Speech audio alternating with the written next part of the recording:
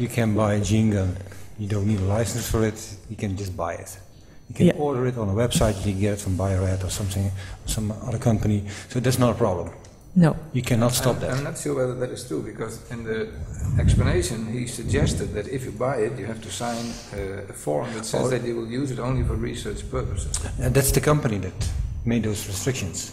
Yeah, so yeah. There is nobody, no governmental It's not liability, it's patent. No, you can just buy it. Yeah. You can buy pipettes, so there's no problem. Yeah, but then you have to sign that you will use it only for research. But that's a restriction of the companies that sell it. Yeah, well, and then the question is, are there companies that sell it without this restriction?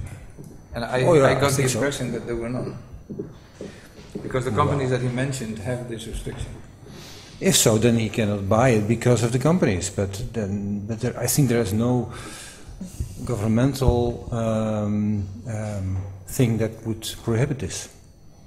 Why? Oh, I think there is an issue of bioterrorism here, why governments would be interested to restrict the distribution of this type of equipment to people who would not be using it for the good. Yeah, but if I would, but there are other ways to put DNA into cells. They are less effective, but that's not really a problem. You can do it in all kinds of ways. You can buy calcium chloride. Yeah, I fully agree with this. But I think the artist mentions a restriction that is applying to his research, or to his plans, or his art.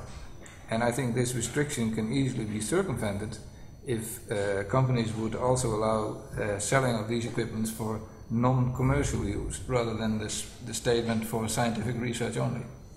And so if one makes the statement that one uses the equipment only for non-commercial use, and also will refrain from applying initiatives related to bioterrorism, then I think there is no limitation to use of this type of equipment by artists. Well, there's no limitation that we would worry about anyway, as long as there's no regulatory problem. What you're talking about is a matter of private contract. So if there is a violation of his contract with the company, but also the companies they sell. Also, companies they want to be in a safe position. They sell these for research purposes, and they mean by that not for clinical purposes. Yeah. And so that's why they sell it on these conditions. Yeah.